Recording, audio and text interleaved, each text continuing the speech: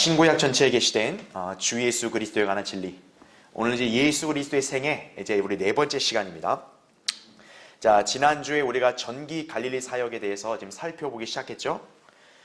지난주까지는 이제 산상설교 하시기 전까지 예수님의 생애가 또 어떻게 흘러갔는지를 살펴봤습니다. 자, 오늘은 이제 산상설교부터 그 다음에 이제 예수님께서 12 제자들을 이제 불러서 이제 그들에게 사역을 위임하시는 그 내용까지 이제 어떤 일들이 있었는가 한번 살펴보겠습니다. 자, 먼저 지난주에 이어서 오늘 처음은 이제 산상설교에 관한 내용부터 보겠습니다. 자, 산상설교는 왕국의 헌법이라고 제가 이렇게 언급을 했죠. 그래서 사복음서 중에서 유일하게 이 천국이 언급되는 것은 마태복음뿐입니다. 그러니까 천국과 연관된 헌법인 산상설교는 당연히 마태복음에서만 나오게 되는 거죠. 물론 이따 언급도 좀 하겠지만 누가복음에서도 이 산상설교와 유사한 내용의 설교들이 나옵니다. 그런데 중요한 건 뭐냐면 지금 마태복음 5장부터 7장에 걸쳐서 나오는 산상설교랑 누가복음에 나오는 설교는 다른 설교라는 것이죠. 결국 동일한 것이 아니다. 이 점을 잘 우리가 유념해야 됩니다. 자, 그 교환을 보시면 먼저 괄호 1번에 산상설교는 마태복음 5장부터 7장까지 나오죠. 그래서 그 밑에 동그라미 2번을 보시면 그래서 마태복음 5장부터 7장은 산상설교로 불린다 이거죠. 그래서 마태복음 5장 1절에서 주님은 산에 올라가셨다라는 말씀을 합니다. 그래서 산상설교라고 이렇게 지칭을 하는 거예요. 반면에 누가복음 6장 20절부터 49절에는 산상설교와 비슷한 내용의 설교를 하세요. 그런데 그때 장소는 평지라고 언급이 되어 있습니다. 그러니까 누가복음 6장에서는 평지에서 하신 설교고 지금 마태복음은 산 위에서 하신 설교이기 때문에 분명히 장소와 상황이 다른 거예요. 그렇죠? 예. 그러나 대부분의 학자들은 전후 사건과 내용이 유사한 점을 들어서 같은 것으로 해석한다 이거죠. 특히나 이들은요 이스라엘과 교회의 구분을 하진 않아요. 그냥 무턱대고 예수님이 하신 이 설교를 교회 시대에다 적용하다 보니까 엄청난 교리적인 오류를 범하게 되는 거죠. 혼란에 빠지게 되는 거죠. 산상설교는 결코 교회 시대의 교리와 전적으로 무관함을 잘 알아야 된다는 거예요. 자, 동그라미 3번을 보세요. 자, 그래서 밑줄을 쳐놨죠. 교리적으로 산상설교는 왕국의 헌법이다 이거죠. 그러니까 왕국이 약속된 대상은 누굽니까? 이스라엘이죠. 그래서 이 헌법이 적용돼야 되는 대상은 이스라엘이다라는 거예요. 또한 예언적으로는 왕국 이전인 환란의 상황에 적용된다는 얘기죠. 그래서 행위 구원과 연관된 교리들이 많이 나오게 된 이유가 바로 여기에 있다는 얘기예요. 자, 밑에 동그라미 4번 보시면 교회가 있기 이전, 즉 그리스도인이 없던 시기임을 분명히 깨달아야 한다라는 얘기죠. 그래서 괄호친 것도 잠깐 보시면 한편 마태복음 4장 24절부터 25절에 따르면 이방인들도 유대인의 왕으로 오신 예수 그리스도의 사역을 통해 복을 받듯이 교회가 아닌 이방인들이 왕국 이전의 환란 시대와 왕국에 존재하기 때문에 이스라엘 중심의 환란과 왕국에서 완전히 배제되는 것은 아니다 이거죠. 다만 교회, 즉 그리스도인을 대상으로 해석하면 안 된다는 것이다 이거죠. 자, 이걸 또 쉽게 설명을 드리면 제가 예언에 관한 강의를 할 때도 말씀드렸잖아요. 천년왕국 때는 유대인들만 백성이 아니죠. 이방인들 중에서도 왕국으로 들어오는 백성들이 있다고요. 그렇죠? 그러니까 그들은 유대인들로 인해서 어떤 거예요? 복을 받는 거죠. 그렇죠? 그러니까 마태복음에서 언급하고 있는 이방인들이 예수 그리스도에서 복을 받는다는 얘기는 교리적으로 볼 때는 환란과 왕국 시대에 유대인들로 인해서 복을 받는 이방인들을 가리키는 거예요. 교회 시대의 이방인들하고 좀 차원이 다르다는 얘기죠. 왜요? 교회 시대에 구원받는 이방인들은 왕국의 물리적인 백성이 아닌 그리스도의 몸인 신부잖아요. 그렇죠? 차원이 다르다는 얘기죠. 그러니까 그 점을 정확하게 구분할 수 있다는 얘기예요. 자, 그리고 한편으로 마태복음의 산상설교에는 특이한 구절이 나옵니다. 여러분 잠깐 마태복음 6장 한번 보세요. 33절을 보겠습니다. 자, 이 구절 때문에 소위 대다수의 기독교계의 그런 학자들과 신학자들, 목사들, 성경교사들이 천국과 하나님의 나라를 잘 구분하지 못하는 거예요. 자, 6장 거기 33절 보시면 우리에게 참 익숙한 구절이에요. 오히려 너희는 먼저, 자, 뭐가 나옵니까? 하나님의 나라와 그분의 의를 구하라. 그리하면 이 모든 것을 너희에게 더해 주시리라. 이 말씀이 나오죠. 자, 마태복음에서는 계속 천국이라는 단어가 나오다가 여기서 지금 최초로 하나님의 나라라는 명칭이 나옵니다. 자, 왜 이 명칭이 나왔는가? 한번 설명을 드릴게요.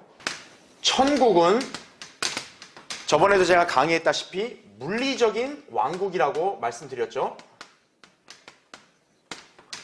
반면에 하나님의 나라는 영적인 왕국이다.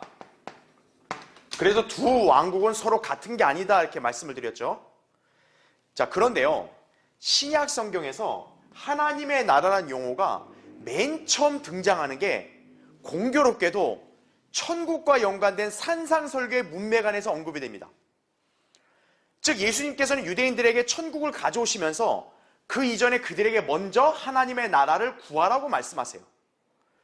자, 그럼 우리가 기본적으로 배울 때 하나님의 나라는 영적인 왕국으로서 교회 시대에 죄인이 예수 그리스도를 믿어 영접함으로써 거듭날 때 들어가는 나라다. 일단 그렇게 우리가 알고 있잖아요. 그렇죠? 그런데 중요한 것은 지금 산상설교가 선포되는 이 시점, 산상설교가 지금 공포되고 있는 이 시점은 아직 십자가 사건 이전이란 말이에요. 그러니까 이 당시에 유대인들 중에는 어느 누구도 거듭난 사람이 없어요. 자, 거듭나지 않았는데 어떻게 그럼 그들이 하나님의 나라를 구할 수 있냐 이거예요. 그래서 지금 여기서 하나님의 나라는 지금 현재 교회 시대에 거듭남으로 들어가는 그 개념이 아니라는 거죠. 그럼 여기서 하나님의 나라는 뭐냐? 산상설교가 반포되고 있는 이 시점에는 영적인 상태를 가리킨다. 이렇게 여러분 이해하시면 됩니다. 그럼 영적인 어떤 상태일까요? 도덕적으로, 영적으로 완성된 상태겠죠. 자, 근데 거듭남으로 들어갈 수 있는 상태지만 여기는 거듭남으로 들어갈 수 없으니까 이들은 다른 방법으로 영적인 완성된 상태를 이루어야 돼요. 그러려면 어떻게 됩니까? 이들이 완성된 상태를 이루려면 당연히 율법적인 의의를 행해야 되는 거예요. 예. 우리 그리스도인들은 예수님의 십자가의 구속으로 다 완성된 사실을 그냥 믿음으로서 단번에 의롭게 되지만 이들은 그럴 수가 없잖아요. 이들은 율법적인 의의를 행함으로써 바로 의로운 상태가 갖춰질 때 하나님의 나라에 들어갈 수가 있다. 이렇게 이해하시면 되는 거예요. 자, 그럼 이들이 율법적인 의의를 어떻게 행할 수 있을까요? 바로 산상설교를 지켜야 되는 거예요. 그래서 예수님이 지금 유대인들에게 산상설교를 선포하신 것은 그들이 이것을 지킬 때 비로소 어떤 거예요? 영적으로, 도덕적으로 완성된 의의를 갖추게 됨으로써 하나님의 나라에 들어갈 수 있다는 얘기죠. 그럴 때 그들이 천국에 참여할 수 있는 자격이 된다는 얘기예요. 바로 여기서 하나님의 나라는 그런 개념으로 지금 등장을 한 거다 이해하시면 됩니다. 그런데 중요한 것은 유대인들이 이 산상설교를 완전히 지킵니까? 못 지킵니까? 못 지키죠. 이들은 예수님 명령대로 하나님의 나라를 구해야 되는데 구하지를 않았죠. 왜냐? 사실 산상설교는 구약의 율법보다 더 엄격하거든요. 그래서 이 왕국에 지금 들어가려고 하는 이 백성인 유대인들은 서기관들, 바리새인들보다 더 엄격한 의의가 요구되는 거예요. 그런데 인간이 과연 그런 의의를 자기의 노력으로 지켜서 이룰 수 있느냐? 불가능하죠. 그래서 결국 뭡니까? 예수님의 십자가의 죽음이 그래서 필요하다라는 얘기죠. 예, 그래서 이게 결국 예수님께서는 십자가에 죽으신 거예요. 왜? 인간이 도저히 이룰 수 없는 그 의의를 가져오시려면 바로 완벽하신 예수 그리스도가 인간의 모든 죄들을 대속함으로써 그 사실을 믿는 성도가 거듭날 때에만 이 하나님의 나라에 들어갈 수 있다는 얘기죠. 예. 그러니까 여러분이 그 점을 잘 구분해서 이해하시면 된다는 거예요. 예. 그러니까 산상설교 때 이렇게 등장한 하나님의 나라, 이것은 바로 그 백성들의 영적인 완성된 상태, 즉 율법적인 의를 완전히 추구함으로써 이렇게 이룰 수 있는 그 상태를 가리킨다. 그렇게 이해하시면 됩니다. 이 산상설교를 우리가 교리적으로 올바르게 구분하기 위해서 또 하나님의 나라에 대한 개념을 좀 잘 이해하기 위해서 제가 설명을 드린 거예요. 자, 이제 다시 교환에 이제 괄호 2번 보겠습니다. 자, 산상설교 끝나고 8장 1절에서는 산에서 내려오셨다고 말씀합니다. 그렇죠? 자, 그래서 우리는 그 뒤의 내용을 알게 돼요. 바로 한 문둥병자를 치유하시게 됩니다. 자, 그 부분은 동그라미 1번 보시면 마태복음 8장 1절부터 4절에 나오고 또 마가복음 1장 40절부터 45절, 누가복음 5장 12절부터 15절에 그 내용이 나온다는 얘기죠. 자, 우리 지난주에 이제 예수님께서 그 어부들을 제자들로 완전히 부르셨잖아요. 그게 누가복음 5장 11절에서 딱 완전히 제자들이 주님을 따랐다 그랬죠. 그 뒤에 이제 산상설교가 나오는 거잖아요. 그런데 누가복음에서는 산상설교에 대한 언급이 없죠. 그렇죠? 생략이 된 거죠. 그리고 이제 누가복음 5장 12절에 중풍병자 치유가 나옵니다. 그러니까 사건이 그렇게 이어진다 보시면 되는 거예요. 그러니까 마태복음은 산상설교가 내용이 있는데 누가복음이나 마가복음에 그게 생략된 거고 바로 중풍병자 치유로 넘어왔다. 이렇게 이해하시면 되는 거죠. 마가복음 1장에서도 갈릴리에 사역한 내용들을 요약한 다음에 중풍병자 치유의 사건이 바로 언급이 되죠. 그러니까 우리가 이 사건의 순서를 잘 유념하면 되겠죠. 자, 동그라미 2번 보시면 문둥병은 불결함과 죄를 상징하며 치료할 수 없는 병으로 여겨졌다 이거죠. 그런데 이 문둥병자는 예수님께 와서 간청하며 그분을 주라고 고백합니다. 주여, 주께서 원하시면 저를 깨끗게 하실 수 있나이다. 이렇게 요청하죠. 자, 그분의 뜻이 있으면 자신을 깨끗하게 할 수 있다는 믿음으로 고백을 한 거죠. 그래서 예수님께서는 그를 가엾게 여겨서 고쳐주셨다 이거죠. 그래서 밑에 동그라미 3번, 자, 밑줄을 쳤죠. 문둥병은 하나님만이 치유할 수 있는 병이죠. 지금 이 문둥병자는 예수님을 주라고 불렀죠. 하나님으로 부른 거예요. 그거는 그분께서 문둥병을 치유해 줄 수 있는 하나님이심을 믿고 담대하게 요청하고 있는 거죠. 하나님만 치유할 수 있는 병인데 예수님은 하나님이시다 이거죠. 그러니까 하나님의 뜻만 있다면 저를 깨끗하게 할 수 있음을 믿나이다 이런 거죠. 자, 주님의 뜻대로 구한 거죠. 지금 이 중풍병자의 고백이 참 굉장히 좋은 게 무조건 고쳐주세요 이게 아니라 주님의 뜻을 먼저 묻습니다. 그렇죠? 자, 이거는 성경적으로 아주 좋은 간구 방법이죠. 성도들은 그거를 또 교훈으로 삼으면 됩니다. 자, 밑에 동그라미 4번 보시면 그리스도께서는 그 문둥병자를 치유하신 이후에 율법의 규례대로 증거를 삼도록 명령하시고 아무에게도 말하지 말 것을 엄히 당부하셨어요. 이것은 당시 무리들이 육신적인 요구나 바람으로 예수님을 잘못 믿을 수 있기 때문에 그 점을 미연에 방지하라고 하신 것이었죠. 예를 들면 제가 교환에도 언급해놨지만 오병이어 사건 있잖아요. 예수님이 빵 5덩이와 물고기 2마리로 5,000명 먹이신 다음에 요한복음 6장의 그 뒤의 기록을 보면 유대인들이 예수님을 억지로 왕으로 세우려고 한다 그랬어요. 바로 자기들이 육신적인 요구에 따라 그렇게 행하는 거죠. 그러니까 주님은 인간의 육신적인 요구에 따라 일하시는 분이 아니잖아요. 바로 그걸 방지하기 위해서 항상 기적을 행하실 때마다 아무에게도 말하지 말라 이렇게 늘 당부를 하십니다. 자, 그런데 이 문둥병자는 주님의 당부를 지키지 않고 이거를 소문을 해요. 그러니까 그 소문이 퍼지니까 어떻게 되겠어요? 예수님께로 많은 무리들이 몰려들겠죠. 그러니까 더 이상 드러나게 마을로 이렇게 들어가실 수 없게 된 거예요. 그래서 마가복음 1장 45절에 따르면 예수님이 결국 마을 밖에 외딴 곳에 계시게 되었다라고 그렇게 기록을 하고 있다 이거죠. 자, 그 사건을 이렇게 잘 이해하시면 되고요. 그 다음에 괄호 3번. 이제 예수님께서 중풍병자를 치유하신 다음에는 광야로 물러나 기도하시고 갈릴리와 유대와 예루살렘에서 사역을 행하신 그 내용이 나옵니다. 자, 여러분 잠시 누가복음 한번 펴주세요. 누가복음 5장을 보시면 아까 제가 언급했던 12절부터 15절이 중풍병자 치유한 거예요. 그러니까 산상설교 하신 이후에 내려오셔서 치유하신 사건이죠. 그 다음에 16절 보세요. 그 주께서는 광야로 물러가서 기도하시더라 이렇게 나오죠. 그 다음에 17절은 여기서 어느 날에 했을 때는 정확히 언제 시점은 알 수 없어요. 다만 주님께서 가르치실 때 바리새인들 율법 박사들이 그 곁에 있었다. 이제 이런 기록이 있죠. 그렇죠?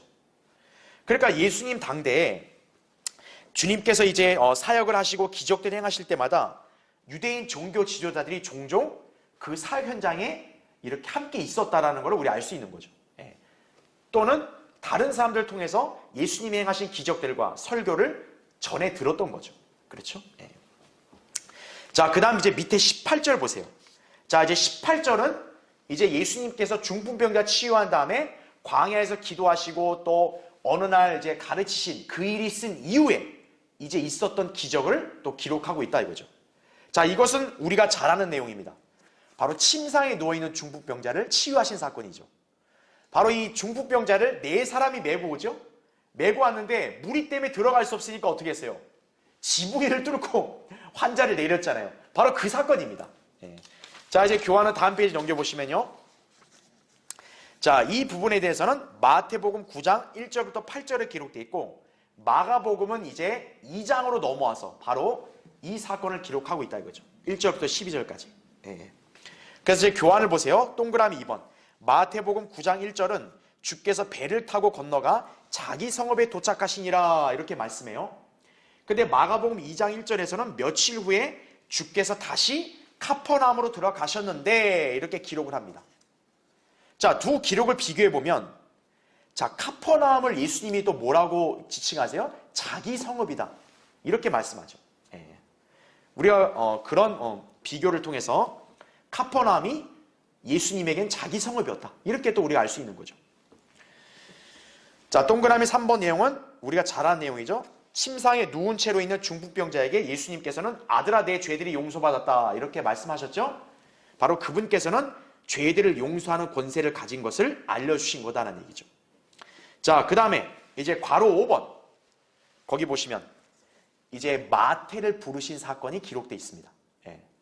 바로 이 사람이 마태복음을 기록한 인물이죠. 그렇죠? 예.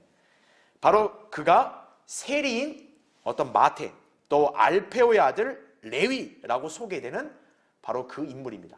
이제 마태가 이제 주님을 제자로서 따르게 되는 거죠. 그렇죠? 그리고 마태 집에 예수님이 초대가 돼서 가서 식사를 하신 다음에 세리들과 죄인들과 함께 이렇게 식사하시고 또 이제 그 점에 대해서 바리새인들이 질문한 거에 대해서 답변하신 내용이 나옵니다. 자, 그래서 거기 누가복음을 보면요. 이런 거 5장 27절 볼게요. 이 일이 있은 후에 주께서 길을 가시다가 세무소에 앉아있는 레위라고 하는 세리를 보고 그에게 말씀하시기를 나를 따라오러 가시니 그가 모든 것을 버려두고 일어나서 주를 따라가더라. 그리하여 레위가 자기 집에서 주를 위하여 큰 잔치를 베푸니 많은 세리들과 또 다른 많은 사람들이 그들과 함께 앉았더라. 그러면서 이제 30절 보세요. 그때 서기관들과 바리새인들이 주의 제자들에게 불평하여 말하기를 어찌하여 너희는 세리들과 죄인들과 함께 먹고 마시느냐고 하니. 그랬을 때 예수님이 하신 말씀이 그거죠. 건강한 사람들에게는 의사가 필요 없지만 병든 사람들에게는 필요하니라. 그러니까 예수님이 오신 목적은 의인들을 부르러 온 게 아니라 죄인들을 불러서 회개에 이르게 하려고 오셨다. 이제 그 말씀을 이제 하신 거죠. 그렇죠? 예. 자, 그래서 우리 교환에는 동그라미 3번을 보세요. 제가 밑줄 친 내용을 요약하면 그 내용이 이거예요. 자, 예수님은 여기서 병든 자들에게는 누가 필요하다고 말씀하세요? 의사가 필요하다 말씀하십니다. 즉 은사주의자들의 사상대로 이것은 병고침의 치유 이게 필요한 게 아니라 병이 든 사람은 누구를 찾아가라는 말씀이에요? 의사를 찾아가라는 말씀이죠. 그러니까 이 시대에는 뭡니까? 주님께서 병을 고칠 수 있는 방안으로 의사를 허락하신 거예요. 의사에게 치유받으라 이거죠.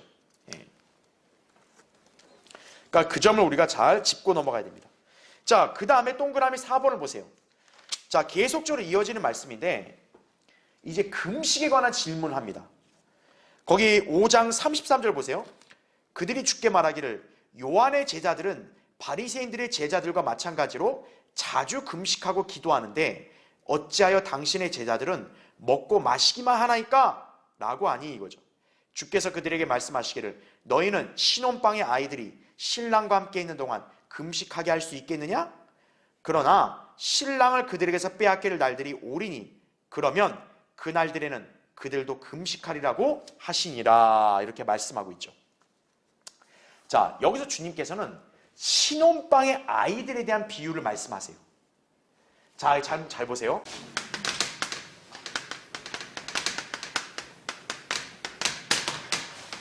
지금 이 사람들은 예수님의 제자들이 금식하지 않는 거에 대해서 불평하며 딴지를 걸고 있어요. 그때 예수님은 그들에 대한 답변을 신혼방의 아이들의 비유로 말씀하십니다. 그럼 여러분이 아셔야 될 게 뭐냐면 신혼방의 아이들은 일단 1차적으로 당연히 누구를 가리키겠어요? 지금 그들이 예수님의 제자들이 금식을 안 한 걸 불평하잖아요. 그러면서 예수님은 신혼방의 아이들 얘기했기 때문에 1차적으로 이들은 예수님의 제자들이 되는 거죠. 네. 그러면서 하신 말씀의 내용이 뭐예요? 신혼방의 아이들이 신랑과 함께 있을 때 금식할 필요 있냐? 없다는 거죠. 그럼 여기서 신랑은 누구겠어요? 그렇죠. 예수님이겠죠. 즉 제자들이 예수님과 지금 함께 있을 때 슬픈 일이 있겠어요? 없죠. 오히려 기뻐해야 마땅하죠. 그럴 때는 금식할 이유가 없는 거예요. 그런데 지금 예수님이 하신 말씀은 이제 이들이 신랑을 뺏길 날이 온다라는 거죠. 예. 자, 제자들의 입장에서 예수님이 뺏긴 날이 언제겠어요? 그렇죠. 바로 십자가 사건 이후, 즉 예수님의 승천 이후. 예수님의 승천 이후에는 이 제자들은 이제 뺏기는 거죠. 그러니까 요한복음 14장 28절에 보면 이제 그들로부터 예수님이 승천하실 때는 들어 올려주신다 그래요. 그러니까 그들의 입장에서는 예수님이 하늘로 가시는 거니까 뺏기는 거죠. 이럴 때는 이제 금식하게 되는 거죠. 그래서 알 수 있는 게 뭐냐면 사도행전에서 보면은 바로 제자들이 금식하는 내용들이 나온다는 얘기죠. 자, 1차적으로는 그 의미예요. 그런데 두 번째는 신혼방의 아이들은 교리적으로는 누구를 가리키냐? 바로 유대인 환란 성도들을 가리킵니다.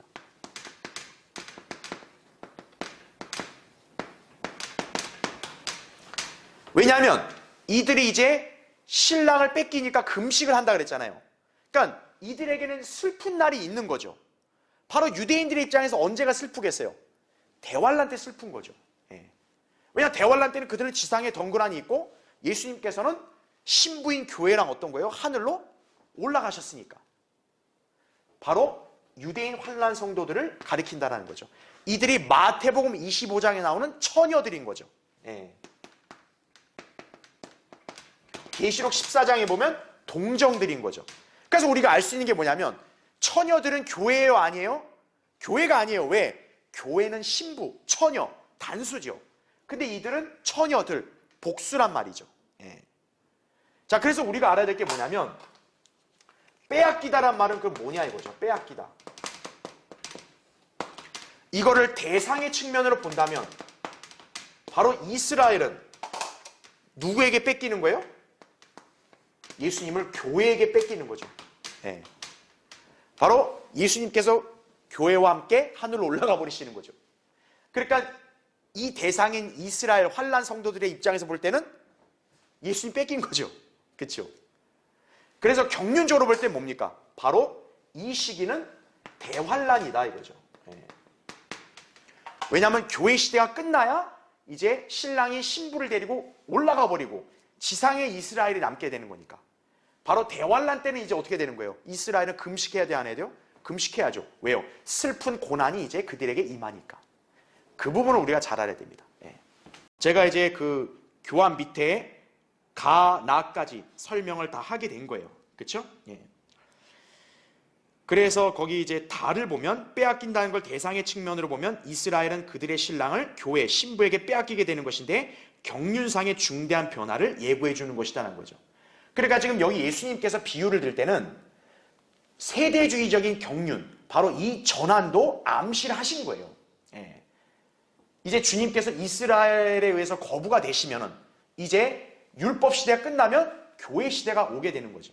그걸 암시하신 거죠. 예. 그래서 예언적인 의미는 그리스도께서 오셔서 그의 신부를 데리고 하늘로 가심으로써 완전히 신부에게 가버리신 휴거 이후 지상에 행한 대환란이 펼쳐질 건데 이 기간에 이제 이스라엘은 금식하며 울부짖게 되는 것이죠. 그렇죠. 예.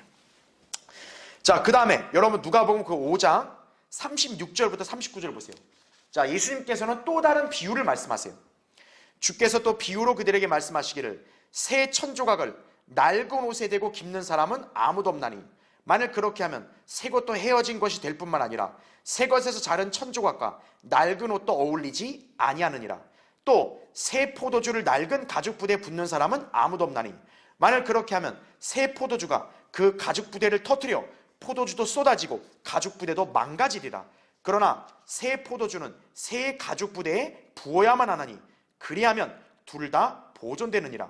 또 묵은 포도주를 가지고 즉시 새 포도주를 원하는 사람은 아무도 없나니 이는 그 사람이 말하기를 묵은 것이 더 좋다 함이라고 하시더라. 이렇게 말씀을 하고 있는 거죠. 자, 이 비유는 똑같은 짝을 잘 묶어서 비교하면 되는 거예요.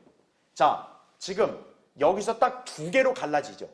새 것과 옛 것, 낡은 것으로 갈라지죠. 예. 자, 이것도 한번 정리를 해볼게요. 새 천조각, 그 다음에 새 포도주, 이게 나와요. 그쵸? 그래서 또 반대로는 낡은 옷, 그쵸? 그 다음에 묵은 포도주,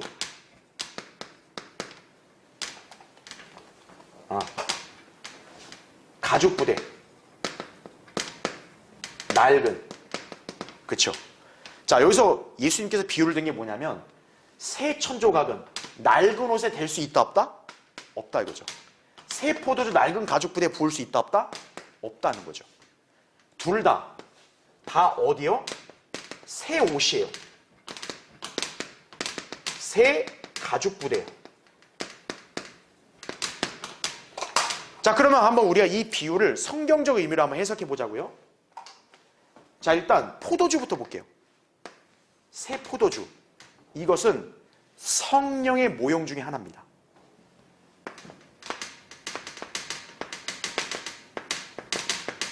그렇죠? 네, 성령의 모형 중에 하나예요. 사도행전 2장에 보면 사도들이 성령으로 충만해서 방언을 말하잖아요. 그때 이제 사람들이 뭐라고 하냐면 새 포도주에 취했다 이런 말을 하거든요. 그러니까 성령의 한 모형으로 쓰인 것이죠. 그렇죠? 그러면 잘 보세요. 새 포도주가 성령이고 가죽 부대는 포도주를 받는 거 아니에요. 그러면 성령을 받아들이는 걸 말하겠죠. 새 가죽 부대는. 즉, 새 가죽 부대를 했을 때는 성령이 내주하는 뭔가 새로운 백성을 얘기하겠죠. 그러면 우리는 이미 다 감을 잡았겠죠? 자, 성령께서 딱 이렇게 내주하심으로 거듭나는 새로운 백성이 누굽니까? 교회죠, 바로. 네, 교회죠.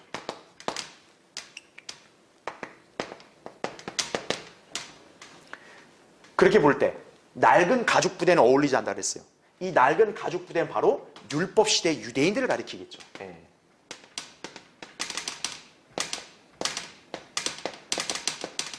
즉, 율법을 행함으로써 자기의 의를 나타내는 이스라엘에게는 성령이 내주하시는 그런 역사가 일어날 수 없다는 얘기죠. 그렇죠?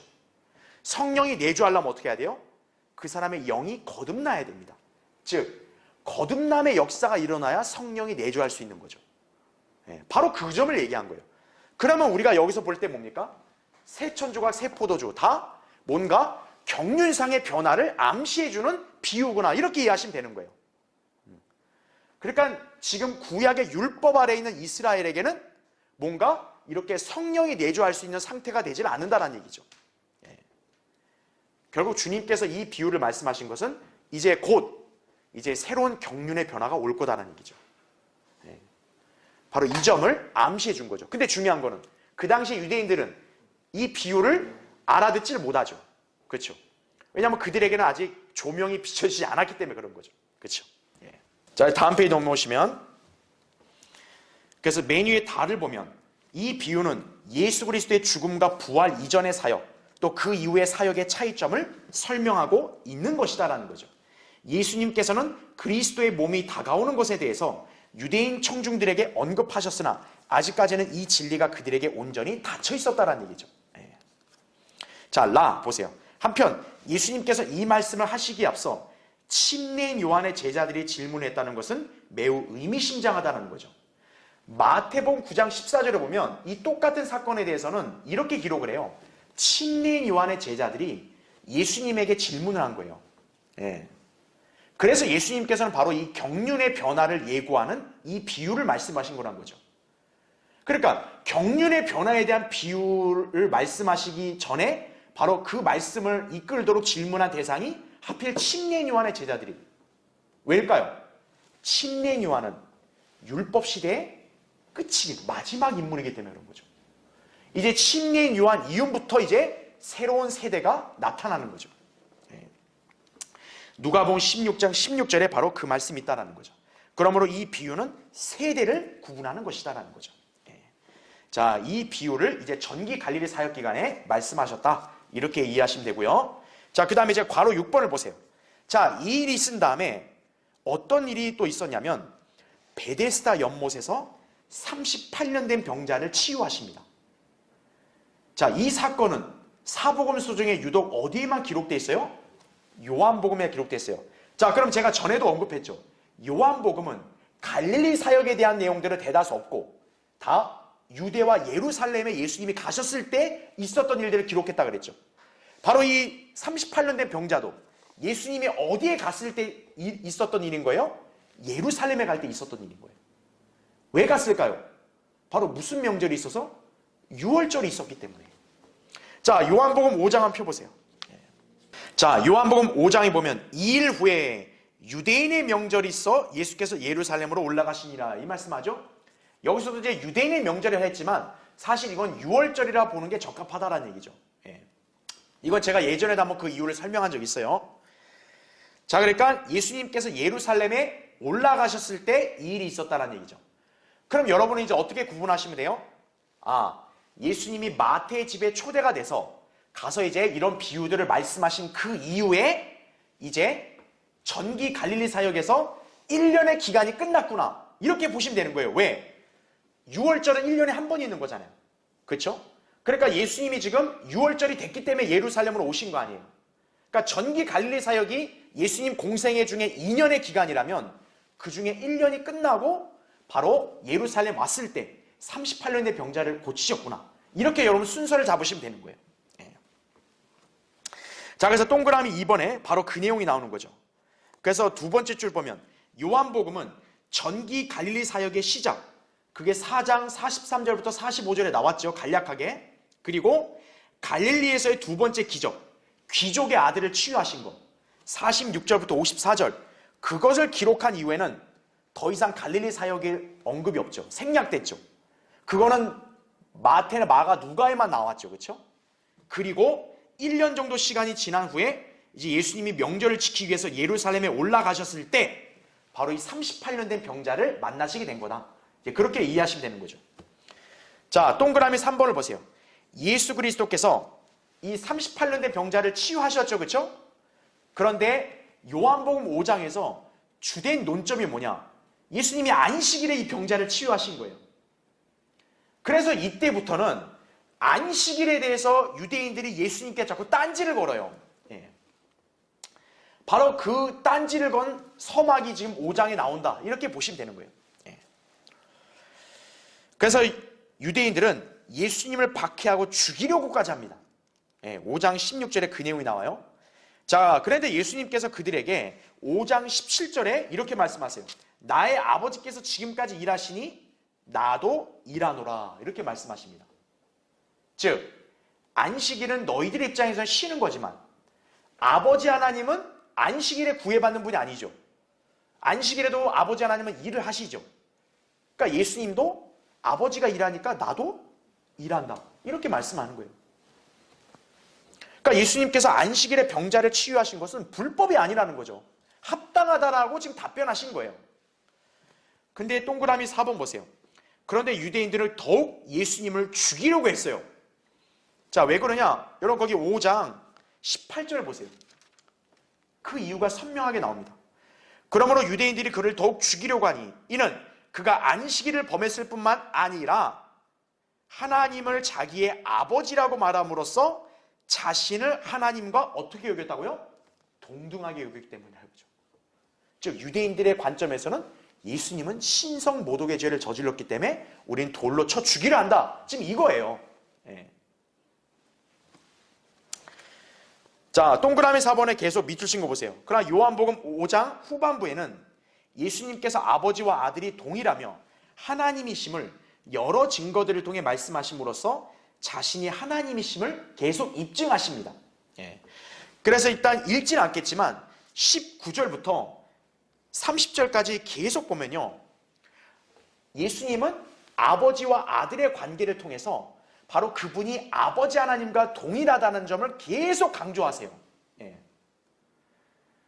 그러니까 요한복음 5장은 정말 요한복음의 주제와 너무 맞는 거예요. 요한복음 주제가 뭐였어요? 예수 그리스도가 하나님의 아들, 즉 신성을 강조하는 책이라고 했잖아요. 바로 그 점에 걸맞게 지금 요한복음 5장에서는 계속 예수님이 자신이 곧 하나님이신 것을 계속 입증하는 말씀을 이렇게 가르치신다는 얘기죠. 동그라미 5번 보면 또 5장 31절부터 47절은요, 아버지와 아들이 동일하시다라는 것을, 이게 옳다라는 점을 여러 증거들을 대시면서 말씀하십니다. 그 증거들이 뭐가 있냐면 그 교환에 나오죠. 침례인 요한의 증거 때문에 일단 예수님이 자신이 하나님이시라고 말씀하신 이 증거는 옳다라는 거예요. 그게 33절부터 35절에 나오고요. 그 다음에 36절에는 아들이 완수하신 일들이 증거란 얘기죠. 즉 예수님이 행하신 일들을 보면 이게 하나님이 아니고서는 도저히 할 수 없는 일을 하셨잖아요. 그러니까 그것만 봐도 예수님은 하나님이시다, 이걸 입증한다는 얘기죠. 그 다음에 37절 38절에는 아버지께서도 친히 증거한다는 거죠. 즉 아버지 하나님이 바로 이 아들이 곧 그분이시라는 것을 증거한다, 이렇게 예수님이 또 말씀하시는 거예요. 그 다음 39절부터 47절에 보면 성경이 증거한다는 얘기죠. 예. 그래서 여러분 거기 5장 39절 보시면 우리가 이렇게 많이 보고 들었던 말씀인 거죠. 성경을 상고하라 이거죠. 이는 너희가 성경에 영생이 있다고 생각하매니 그 성경은 나에 관하여 증거하고 있음이라, 이렇게 말씀하고 있는 거죠. 예. 그러니까 예수님께서는 바로 자신이 하나님이시라는 것을 지금 주장했잖아요. 그 주장이 옳다라는 것을 4가지의 증거를 대신 거예요. 그럼 우리가 상식적으로 봤을 때 어떤 사실이 옳다라는 것이 증거가 한 가지라도 있으면 우린 그거를 사실로 인정하잖아요. 근데 예수님은 지금 증거가 무려 몇 개가 되는 거예요? 4개가 되는 거예요. 그럼 예수님이 하나님이시라는 사실은 옳아요? 틀려요? 옳은 거죠. 그런데도 불구하고 어때요? 유대인들은 예수님이 하나님이시라는 것을 거부해버린 거예요. 예. 자, 이제 밑에 괄호 7번 보세요. 자, 이제 요한복음 5장의 사건이 다 있은 다음에 이제 다시 이제 안식일에 제자들이 한 행동에 대한 바리새인들의 문제 제기에 대한 사건이 이제 언급이 됩니다. 그게 이제 마태복음에서는 12장에 나와요. 근데 우리가 잘 알아야 될 게 뭐예요? 제가 얘기했잖아요. 마태복음은 시간적 순서로 기록된 게 아니라 그랬죠. 아까 우리 산상설교 얘기하고 8장에서 이렇게 중풍병자 치유하고, 그리고 9장에서는 이렇게 침상에 누워있는 중풍병자 치유하고, 그 다음에 마태를 부르신 사건이 있었잖아요. 그러고 나서 지금 어때요? 제자들이 안식일에 이삭을 따서 먹거든요. 그 사건이 12장에 나와요. 그러니까 시간적 순서로 볼 때는 마태복음은 지금 건너뛴 거죠. 그렇죠? 예. 자, 마가복음은 누가복음이랑 똑같이 시간적 순서로 언급이 돼요. 그래서 마가복음은 2장 23절부터 28절에 그 내용이 나오고요. 누가복음은 6장 1절부터 5절에 그 내용이 나옵니다. 자, 여러분 그 마가복음 2장 한번 보세요. 자, 그래서 아까 설명한 내용을 마가복음에서 순서를 짚어드리면 그 1장 40절 보면 아까 중풍병자가 주께서 원하시면 깨끗게 할 수 있습니다 해서 치유했죠. 이 사건이 산상설교 이후잖아요. 그렇죠? 그러니까 산상설교는 마가복음에 생략돼 있으니까 39절에서 갈릴리 사역하신 걸 요약하고 그 다음에 중풍병자 기적이 언급된 거예요. 그 다음에 2장을 보면 2장 1절부터 12절은 침상에 누워있는 중풍병자 치유한 사건이죠. 그렇죠? 그 다음에 13절부터 해서 쭉 이제 마태를 부르신 그 사건과 그 다음에 아까 얘기했던 비유, 그거에 대한 언급이 나오죠. 그 다음에 23절 보세요. 자, 요한복음 5장에 38년 된 병자 치유한 것, 이거는 마가복음에 안 나오죠. 그렇죠? 그거는 예루살렘에 있었던 일이니까. 그러면 23절 보세요. 그 후 안식일에 주께서 곡식밭을 지나가시는데 제자들이 가면서 이삭을 따기 시작하더라, 이렇게 나오죠. 그러면 여러분, 여기서는 예수님이 지금 어떻게 했다고 보면 되는 거예요? 예루살렘에 아까 계셨다가 지금 여기서는 다시 어디로 왔다고 보면 되겠어요? 갈릴리로 왔다고 보면 되는 거죠. 예. 그러니까 여러분, 예수님의 이동 경로를 잘 이제 파악되시죠, 그렇죠? 예. 왜냐하면 마가복음, 누가복음은 갈릴리 사역에 초점을 맞추니까, 그렇죠? 예. 그래서 2장 23절은 38년 병자 사건 이후에 예수님이 다시 갈릴리 왔을 때 이제 있었던 일이다 보시면 돼요. 자, 그래서 여기서 지금 문제가 된 게 뭐냐? 바리새인들이 주님께 또 따져요. 왜 그러냐면 안식일에 지금 제자들이 곡식밭을 지나가면서 옥수수를 따서 먹는 거예요. 예. 자, 그래서 그 교환해 보면 괄호 7번에 이제 그 내용이 나오니까 여러분 이제 그건 참조하시고요. 동그라미 3번을 보세요. 여러분, 바리새인들의 문제 제기가 옳습니까? 옳지 않아요. 예. 예수님께서는 지금 그분의 제자들이 한 행동은 문제없다고 말씀하시는 거예요. 자, 동그라미 3번 보시면 사실 율법에 명시된 바에 따르면 제자들이 옥수수에 낫을 대지 않은 채 옥수수를 딴 것은 적합한 행동이었다는 거죠. 여러분이 나중에 신명기 23장 25절을 참조해보면 옥수수밭에서 이렇게 낫으로 밖을 베지 않고 그냥 따먹는 것은 허용이 돼요, 율법에서. 그러니까 지금 제자들이 낫으로 그걸 벤 거 아니잖아요. 그냥 따서 먹은 거잖아요. 그건 율법에 사실 그렇게 금지된 사항은 아니에요. 자, 그런데 바리새인들이 딴지를 건 건 뭐예요? 그 일을 언제 했다? 안식일에 했다 이거죠. 안식일은 손가락 하나도 움직이면 안 되는데 그 일을 했다, 지금 이걸로 딴지를 거는 거예요. 자, 그렇지만 예수님께서는 그들의 잘못을 다음과 같은 이유로 바로잡아 주십니다. 자, 밑에 보세요. 자, 주님께서는 누구의 사례를 들었어요? 다윗의 사례를 듭니다. 자, 그건 교환을 볼게요. 제가 밑줄을 쳐놨죠. 당시 다윗이 망명 중이었어요. 그때 다윗과 그 일행이 너무 배가 고팠거든요. 근데 제사장들만 먹을 수 있었던 차려놓은 빵이 있죠. 그 성전의 제단에.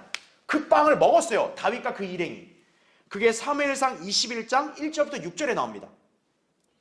근데 중요한 사실은 뭐냐면 하나님께서 다윗의 그러한 행동을 책망했을까요? 안 했을까요?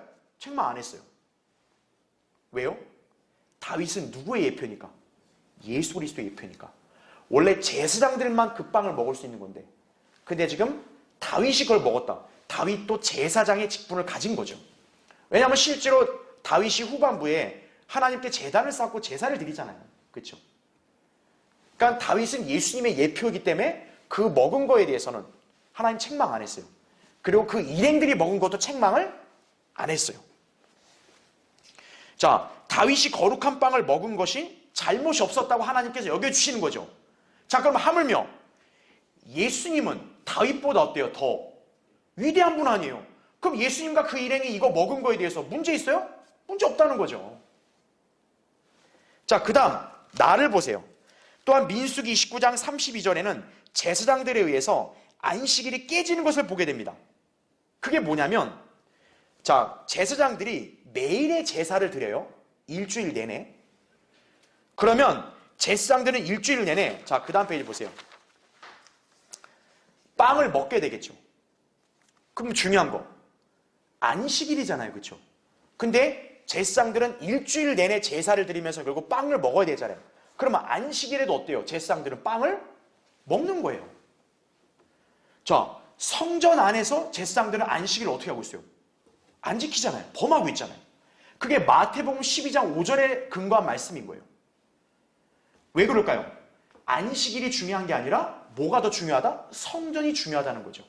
그럼 하물며 성전이 중요해요? 예수님이 더 중요해요? 예수님이 더 중요하다는 얘기죠. 그러니까 예수님과 그 일행들이 한 일은 아무 문제 없다는 거예요. 그 다음에 다를 보세요. 더군다나 예수님은 안식일을 제정하신 하나님이시자 안식일의 주인이시죠. 예. 인자는 안식일의 주다 이렇게 말씀하죠. 자, 주님께서는 이런 말씀했어요. 안식일이 사람을 위해 만들어진 것이지 사람이 안식일을 위하여 만들어진 것이 아니다라는 얘기죠. 그러니까 사람을 위해서 필요에 따라 안식일을 만드신 거다 이거죠. 그걸 만드신 분은 주님이시다라는 거죠. 그러니까 안식일에 대한 어떤 그런 제한은 너희 인간들이 받는 거지. 주님은 그 안식일을 만든 분이기 때문에 그거에 제약받을 이유가 없다는 얘기죠. 바로 그 점을 우리가 잘 이해하면 된다는 얘기죠. 자, 그 다음에 괄호 8번. 안식일에 손이 마른 사람을 고치셨다. 이게 이제 마태복음 12장 10절부터 13절에 나오고, 그 다음 마가복음은 이제 2장은 끝났죠. 바로 순서에 따라 3장에서 이제 이 사건이 나옵니다. 즉 손이 마른 사람을 고치시는 거예요. 누가복음도 6장 6절부터 11절, 역시 시간 순서에 따라 이제 제자들이 이삭을 따먹은 그 행동 이후에 있었던 사건을 기록하고 있다. 이해하시면 돼요. 그래서 동그라미 2번 보시면 마태복음에 따르면 바리새인들이 안식일에 병을 고치는 것이 타당한지를 주님께 물었어요. 그러니까 주님께서는 안식일에 양이 구덩이에 빠지면 구하는 것이 당연한데 사람이 양보다 더 귀하기 때문에 안식일에 병을 고치는 것이 타당함을 말씀하셨고, 자신을 고소하려는 바리새인들 앞에서 손이 마른 사람을 고치셨다 이거죠. 그 다음에 동그라미 3번. 자, 마태복음은 그렇게 기록되어 있고요. 마가복음에 따르면 사람들이 안식일에 주님께서 사람들을 고쳐주시는지 지켜봤다 그래요. 왜냐? 주님을 고소하려고. 왜요? 안식일에 그런 일을 하면 안식일을 어기는 거다 이거죠. 그들이 시꺼먼 속내를 주님이 다 아시죠, 그렇죠? 그래서 주님은 그를 고쳐주셨고, 그리고 이 일로 주님께서는 자신이 안식일의 주이심을 다시 보여주신 거죠. 그렇죠? 특히 마가복음의 기록에서는 그들의 완악함에 대해서 분노하셨다는 말씀이 나옵니다. 그렇죠? 자, 그 다음에 괄호 9번. 바닷가에서 많은 무리를 가르치신 내용. 이게 이제 마가복음 3장에 보면, 자, 아까 1절부터 6절이 손이 마른 사람 고쳤다 그랬죠? 그 다음에 7절부터 12절까지 이제 주님께서 바닷가에서 무리를 가르치신 내용들이 바로 이제 언급이 되어 있다 이거죠. 예. 그래서 이제 그 부분들은 여러분 이제 교환에 나오니까 참조하시면 되고, 마태복음에서는 12장 14절부터 21절에 이 사건이 기록되어 있다. 이렇게 여러분 참조하시면 됩니다. 그 다음에 이제 괄호 10번 보세요. 자, 이번에는 어떤 일이 있었어요? 제자들 중에서 마침내 12를 택하십니다. 그 12 제자들이 바로 사도들인 거죠. 그렇죠? 자, 그 부분은 마가복음 3장 거기 13절부터 19절까지 다 언급이 되어 있습니다. 예. 그래서 주님께서 거기 14절 보면 12를 정하셨으니 이는 그들을 자기와 함께 있게 하시고 내보내어 전파하게 하시며 이렇게 나오죠. 바로 이들은 천국 복음을 전파하라고 부르심 받은 거죠. 그래서 특이한 게 뭐냐, 이 12 제자를 임명하시고 부르신 게 마태복음에서는 몇 장에 나와요? 10장에 나와요. 지금 우리 방금까지 마태복음 12장에 나온 사건을 봤잖아요. 근데 12 제자를 부르신 거는 마태복음에서 몇 장에서 나온다고요? 10장에서 나와요.